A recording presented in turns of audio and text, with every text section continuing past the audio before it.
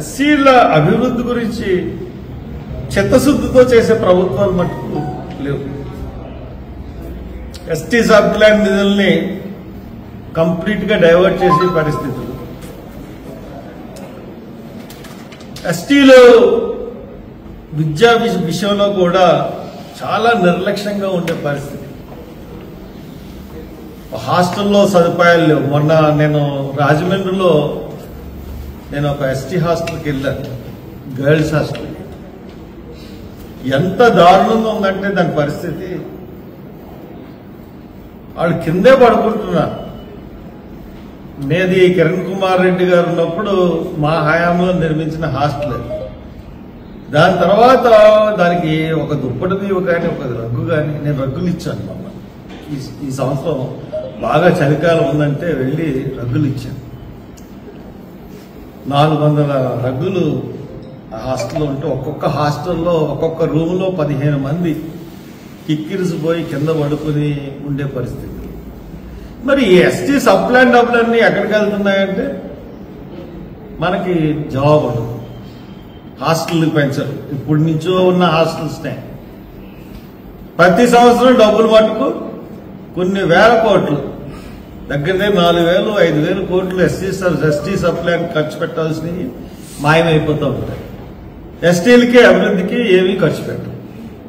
కాబట్టి ఇంకొకటి ఏంటంటే, ఈ కూటమి ప్రభుత్వం వచ్చిన తర్వాత బాగా లబ్ధి పొందింది నేను అబ్జర్వ్ చేశాను ఏజెన్సీలో, తల్లికి వందనం అంటే అమ్మఒడి. దానివల్ల పిల్లల్ని స్కూల్స్ కి పంపడానికి అలవాటు పడ్డారు. అమ్మఒడికి తల్లికి వందనం అన్న తర్వాత ముగ్గురు ఉన్న వాళ్ళు కూడా చాలా ముగ్గురు పిల్లలు, నాకు రాజమండ్రిలో అదే పని చేస్తే ముగ్గురు పిల్లలు.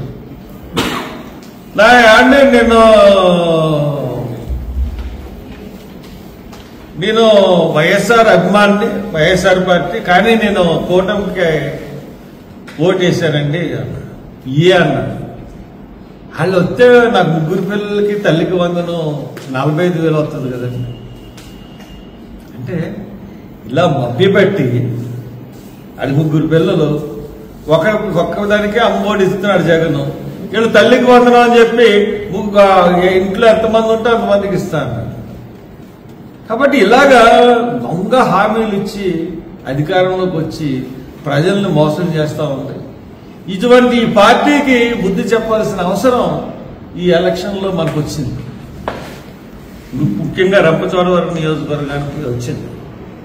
మీకు చిత్తశుద్ధి ఉంటే మీరు ఈ కూటమి ప్రభుత్వాన్ని అడుగుతారు, మౌలిక సౌకర్యాలు పెంపొందించేలాగా చర్యలు తీసుకోండి. హాస్పిటల్ కానీ, హాస్టల్స్ కానీ, ఇన్ఫ్రాస్ట్రక్చర్ బాగు చేయండి. డాక్టర్స్ ని పెట్టండి, టీచర్స్ ని పెట్టండి. మండల హెడ్ క్వార్టర్స్, తర్వాత ఈ యొక్క మెయిన్ ఇప్పటి నుంచో రంపచోడవరం ఉంది. ఆ రంపచోడవరాన్ని కనీసం రంపచోడవరం కన్నా డ్రైనేజ్ సిస్టమ్ పెట్టండి. ఏదైనా మెయిన్ టౌన్స్ ఉన్న వాటికి డ్రైనేజ్ సిస్టమ్ పెట్టండి. మొన్న అంటే గిరిజనుల్ని కాపాడే చట్టం ఏంటంటే 1/70 యాక్ట్. 1/70 యాక్ట్ లో ఉన్నంతకాలం గిరిజన భూముల్ని దోచుకోలేదు. మరి అయ్యన్న పాత్ర గారికి ఏ భూమి మీద కన్నుపడిందో మనకు తెలియదు, కానీ 1/70 యాక్ట్ ని తీసేయడానికి మేము చూస్తున్నామని చెప్పి ఒక స్టేట్మెంట్ ఇచ్చాడు. ఒక స్పీకర్ స్థానంలో ఒక చట్టాన్ని తీసేయడాన్ని అని అనుకున్నాడంటే అది చిన్న విషయం కాదు. అంతర్గతంగా చర్చ అంటే గిరిజనులకి ఇంత భూమి ఎందుకు అంటే, గిరిజనులకి అది ఒక చట్టం. ఆ చట్టం గిరిజన భూములు కాపాడుతుంది. లేదంటే గిరిజన భూములు కూడా దోసేసుకునే పరిస్థితి అన్ని పార్టీ పెద్దలు. ఆ కాపాడే ఆ చట్టం నుంచి ఆ చట్టం వల్ల రక్షణ అన్నది ఉంది. ఆ రక్షణ కూడా తీసేయడానికి కూడా మరి ఈ తెలుగుదేశంలో ఉన్నటువంటి స్పీకర్ ప్రయత్నిస్తే మరి మొత్తం గిరిజన సంఘాలన్నీ ఏకత్రాటి మీదకి వచ్చి ఒక అల్టిమేటం ఇచ్చి స్ట్రైక్ బంద్ పాటించాలనుకునేటప్పటికల్లా ప్రభుత్వం దిగొచ్చింది. కాబట్టి నేను మిమ్మల్ని కోరేది ఏంటంటే, ఈ ప్రభుత్వం అన్ని హామీలు మీకు ఎక్కడ కూడా మౌలిక సౌకర్యాలు అనిపించి ఇప్పుడు మామూలు సౌకర్యాలు కూడా మనకి చేయడంలో ఇప్పుడు అమ్మకోడి నేను చెప్పాను, నిరుద్యోగ యువత ఉంది. ఎస్టీ నిరుద్యోగ యువత ఎంతో మంది ఇంతకు ముందులాగా ఉద్యోగాలు ఎస్టీ అంటే వచ్చేసి పరిస్థితి లేదు. ఎస్టీలకి బ్యాక్లాగ్ పోస్టులు ఎన్నో ఉన్నాయి. బ్యాక్లాగ్ పోస్టులు పూర్తి చేస్తారా? ఎస్టీలకు సంబంధించిన బ్యాక్లాగ్ పోస్టులకి నోటిఫికేషన్ ఇస్తాడా? డిఎస్సికే ఇవ్వలేదు. డిఎస్సికి నోటిఫికేషన్ ఇవ్వమని చెప్పండి. వర్గీకరణ సమస్య ఎస్టీస్కి లేదు కదా ప్రస్తుతానికి. కాబట్టి మీరు ఖచ్చితంగా ఎస్టీస్కి డిఎస్సిలో పోస్టులు ఫిల్అప్ చేయించండి, డిఎస్సి పెట్టండి. జాబ్ క్యాలెండర్ అన్నారు, తప్పకుండా వాళ్ళ యొక్క వంతు 7.5 ఉద్యోగాలు కల్పిస్తే వాళ్ళు సమాజంలో మెరుగైన స్థాయికి వస్తారు. కొండ ప్రాంతాల్లో ఉన్నవాళ్ళు ప్రాంతాలు వాళ్ళు మెరుగుపడడానికి అనేకమైన సౌకర్యాలు కల్పించాలి. ఇవన్నీ దృష్టిలో పెట్టుకుని మరి చేయాల్సిన బాధ్యత ప్రభుత్వాల మీద ఉంది.